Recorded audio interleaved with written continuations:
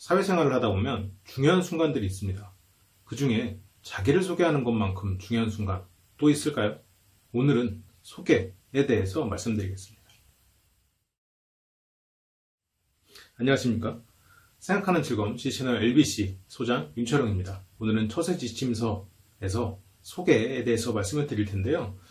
소개라고 하면 많은 분들이 별거 아니라고 생각하기도 하고 많은 분들은 또 굉장히 무서운 상황으로 느끼기도 하더라고요. 제가 이렇게 화술 강좌나 이렇게 대학생 혹은 뭐 기업인들을 강의를 이렇게 하다 보면 특히나 이제 기업인들 같은 경우에는 자기소개를 잘 하세요.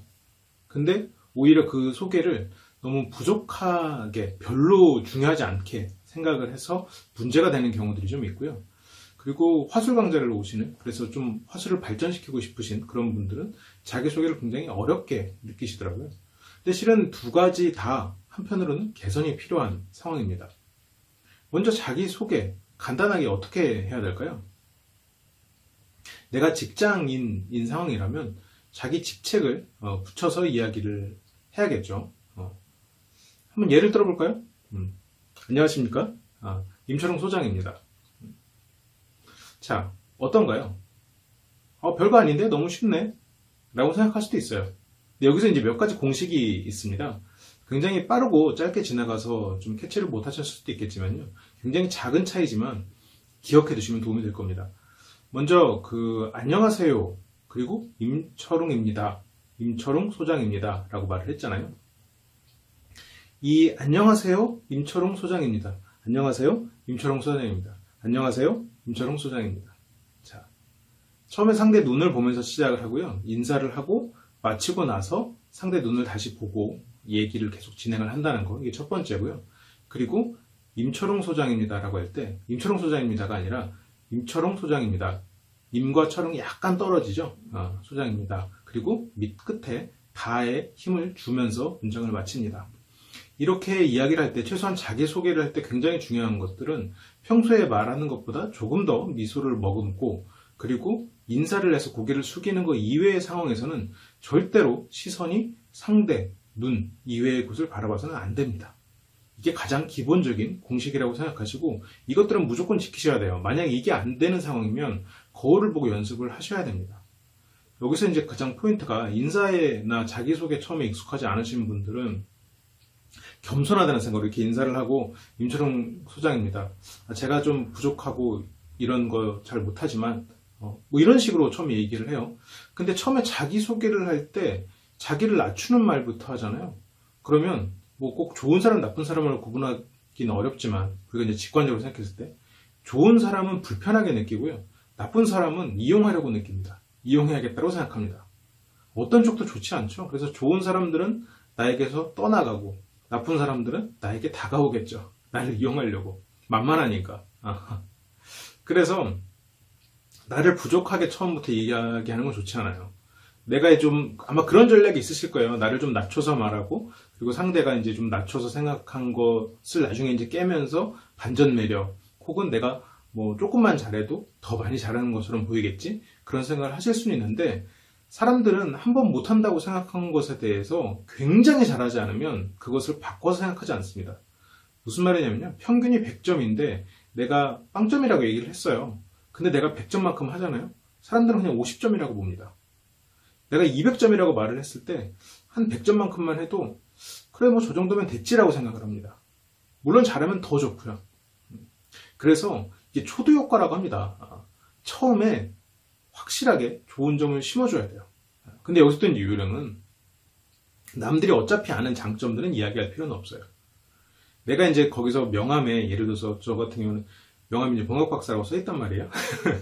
좀 부끄럽지만. 근데 이제 제가 이걸 하면서, 제가 공학적으로 굉장히 지식이 많고 어떤 사람이다라고 어필할 필요 없어요. 그래서 봉학박사라는 타이틀이 있기 때문에 그건 명함을 줬을 때 상대가 보고 그것에 대해서 언급할 거예요. 그래서 이 명함이 참 유리한 점이 있죠. 물론 그 타이틀이라는 것도 유리한 점이 있고요. 제가 이제 비즈니스적인 측면에서 계속 설명을 드리는 거예요. 일상적으로 친구나 아니면 모임이나 이런 자리에서 만날 때는 굳이 언급하지 않아도 되는 것들이 있어요. 근데 이제 우리가 비즈니스적인 차원에서 이야기를 할 때는 자신을 너무 낮추는 건 좋지 않다. 근데 만약 이 낮추는 게 좋다라고 볼 수 있는 상황이 없냐? 그렇게 물어보신다면 있어요. 그게 뭐냐면 내가 확실하게 장점이 어떻게든 드러날 수밖에 없는 상황. 그럴 때는 괜찮아요. 근데 자기가 자신감 없음을 어필할 필요는 없다라는 거죠. 그리고 이 혼자서 자기소개를 하는 것. 여러분들한테 이제 브랜드를 만들어주는 것을 제가 많이 오프라인에서도 가르쳐 드리는데, 내가 어차피 드러나는 건, 제가 이제 방금 명함을 예시로 들었지만, 어차피 사람이 보게 될 것. 그런 것을 가지고, 그런 어차피 드러날, 알게 될 장점을 언급할 필요는 없습니다. 근데 내가 말하지 않으면 모르는 장점은 어필을 해야 돼요. 예를 들어서 어떤 프로젝트를 같이 맡았을 때, 제가 재작년에도 이런 비슷한 프로젝트 굉장히 성공리에 맞춰서 이번 프로젝트 굉장히 설레고 있습니다. 정말로 제가 이 팀장 맡게 돼서 굉장히 기대가 되고요. 우리가 함께 잘할 수 있을 거라고 생각합니다. 제가 여러분들한테도 큰 도움 될 것 같아서 제가 스스로도 정말로 어젯밤부터 설렜어요. 예를 들어서 이렇게 말을 했단 말이죠. 제가 좀 예시라다 보니까 좀 빨리 말했지만, 지금 한 말에는 내가 재작년에 이미 이런 비슷한 프로젝트를 크게 성공했다. 그러면 이렇게 얘기를 하면 다른 사람들, 팀원들이 저한테 물어볼 거예요. 어떤 프로젝트냐, 뭐 궁금함을 유발하겠죠. 왜냐면 자기네들은 이 프로젝트가 처음인 사람도 있을 테니까. 그때 이야기하면 돼요. 왜냐면 내가 이런 프로젝트를 성공한 걸 사람들이 모를 거예요. 그러면 그걸 넘어간다. 이건 그 장점이 묻혀버리는 거예요. 근데 이런 비슷한 걸 성공을 해서 이런 걸 또 잘할 수 있을 것 같다는 생각이 설렜다. 이건 내 생각이죠. 그러면 사람들한테 궁금증을 유발하게 돼요. 어떤 프로젝트였어요? 어떤 부분이? 그래서 이 사람들 말에 의해서 내가 잘한 것을 얘기할 수 있게 되는 거죠. 그런 식으로 나의 장점을 흘려두는 거예요. 어차피 보이는 장점. 예를 들어서 뭐 이미 얼굴이 잘생기신 분이 저는 얼굴이 잘생겨서요. 이런 말 할 필요 없는 거예요. 반대로 누가 봐도 잘생긴 사람, 잘생긴 축에 돌아가는 사람, 물론 뭐 일부 사람 아닐 수도 있겠지만 그렇게 생긴 사람이 저는 못생겨서요. 이런 거는 안 돼요. 장점을 숨기라고 했다고 그걸 단점처럼 표현하는 건 안 돼요. 그래서 정말로 날씬한 사람, 객관적으로 그 수치로 계산을 해봐도 비만에 들어가지 않는 그런 사람이 제가 살이 너무 쪄서요. 제가 항상 돼지라. 그런 말하면 정말로 재수없어요. 그런 사람들은 특징이 그겁니다. 그 자신의 다른 컴플렉스를 숨기기 위해서 그것에 대해서 자기가 잘난 부분에 대해서 칭찬을 받기 위한 거. 그러니까 누가 봐도 잘생긴 외모의 사람이 그것이 못났다라고 얘기하는 건 그것에 대해서 칭찬을 받음으로써 자기 스스로 자존감을 올려내는데 그만큼 자존감이 낮은 상태일 가능성이 큰 거죠. 한편으로 이제 멘탈이 약한 사람일 가능성이 크죠. 그런 사람들이 조금 자신감을 표출하기 위해서 좀 오버하는 경향이 있긴 한데 뭐 이거는 다른 이야기지만 여러분들 혹시라도 그 자기소개할 때 그런 실수는 하지 마세요. 그러니까 장점을 어차피 아는 장점은 드러낼 필요가 없다라는 거지 단점만 시켜서 말을 하는 건 아니에요. 그리고 내가 숨겨야 되는 것은 방금 말한 것처럼 숨겨야 되는 게 아니라 말하지 않아도 되는 거는 어차피 알 장점. 그럼 말해야 되는 거는 내가 말하지 않으면 모르는 것들. 내가 이거 작년에 이만큼 해서 잘할 수 있어. 너네한테 도움이 될 거야. 이래서 이런 거는 말하지 않으면 모를 수도 있어요. 이 사람들이 내 경력을 봤을 수도 있겠지만 만약 안 봤거나 말하지 않으면 좀 시간이 걸려야 되는 것들. 그런 거 빨리 어필하는 게 좋습니다. 그럼 단점은 어떻게 돼야 될까요? 단점은 그 반대로 생각하시면 돼요. 어차피 알 단점은 빨리 오픈하는 게 좋습니다. 빨리. 예를 들어서 제가 머리가 크다. 그거 갖고도 얘기를 할 수 있겠죠.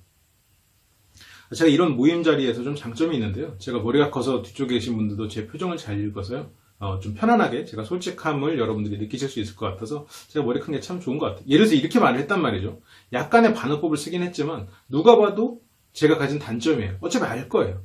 그걸 가지고 얘기는 이렇게 유쾌한 식으로 그냥 풀어나가면 돼요.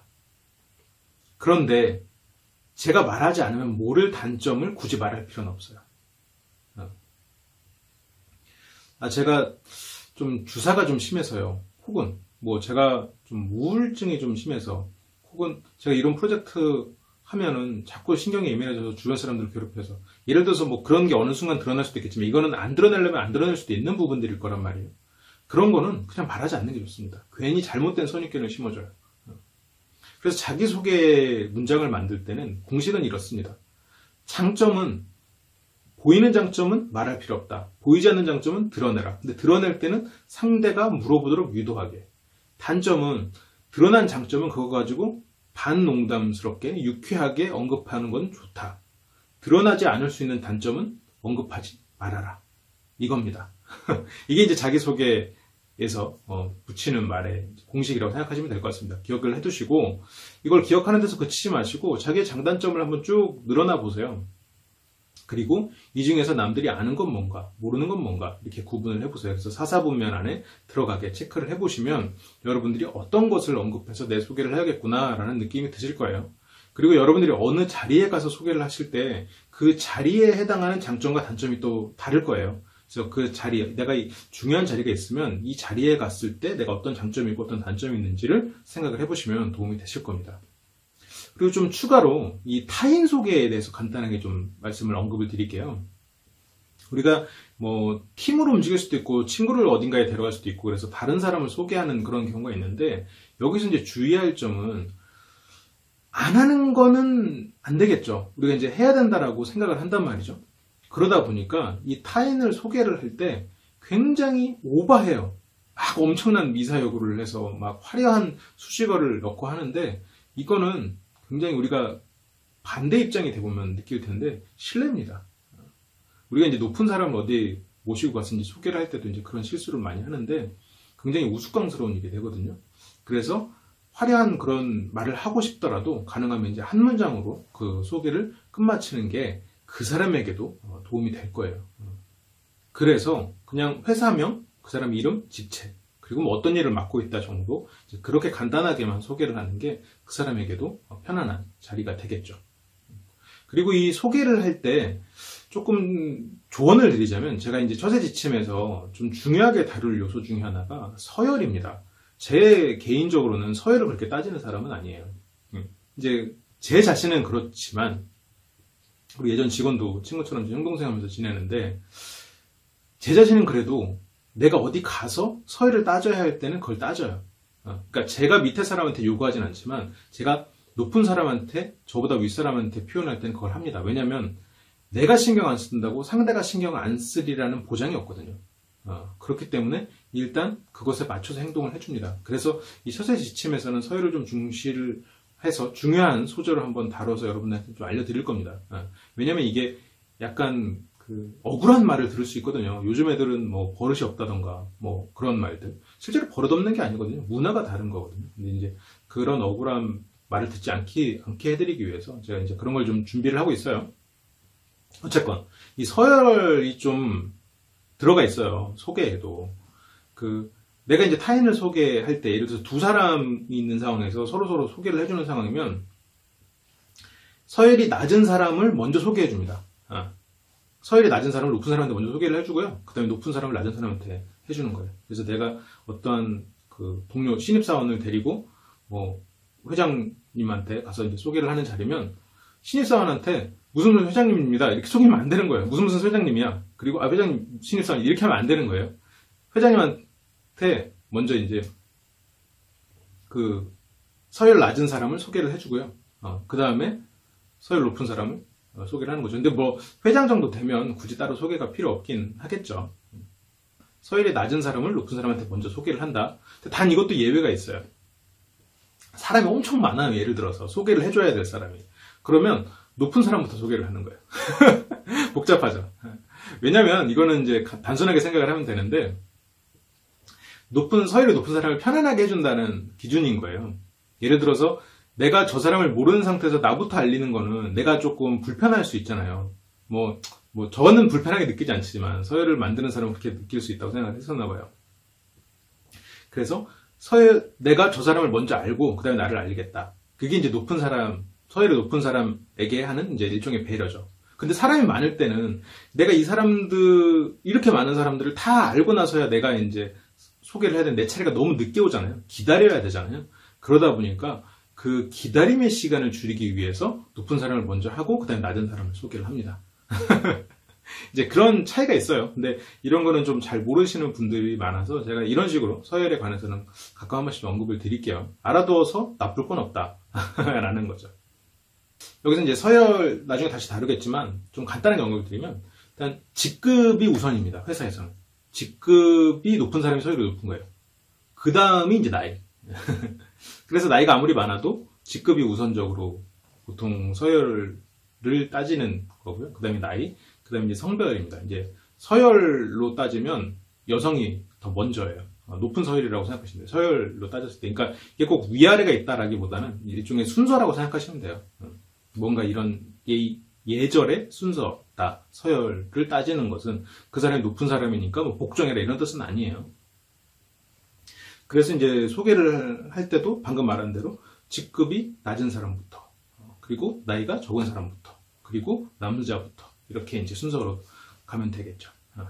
그리고 여기서 조금 더 추가로 그 사람이 많을 때는 서열이 낮은 사람부터 한다고 했는데, 예를 들어서 제가 두 팀을 소개하는데 한 팀은 한 명이고 한 팀은 여러 명이면 이 한 명부터 그냥 소개하는 거예요. 한 명부터 소개하고 그 다음에 여러 명 팀 이렇게 이제 하죠. 이렇게 따지면 또 소개하는 것도 그렇게 간단하진 않죠. 알아둬서 나쁠 건 없는 처세지침입니다. 소개도 알면 알수록 더 여러분들이 표현할 수 있는 것도 많아지고요. 그리고 이렇게 서열을 계속해서 지키는 모습을 보이면 그 서열을 따지는 윗사람은 조금 다르게 보게 될 겁니다. 그런 식으로 여러분들의 이미지를 더 키워나가는 거예요. 여러분들의 목소리를 좀 더 바꿔나갈 수 있겠죠. 물론 여러분들이 이런 것을 안다고 해서 여러분들이 그걸 지키지 않는 사람을 편견 있게 바라볼 필요는 없을 것 같아요.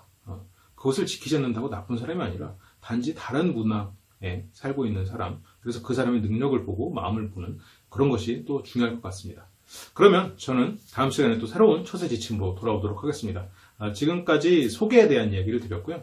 혹시라도 처세에 대해서 궁금한 거나 관련해서 알고 싶은 것이 있다면 언제든지 댓글이나 제 개인 메일로 글을 남겨주시면 제가 영상으로 답변 드릴 수 있도록 하겠습니다.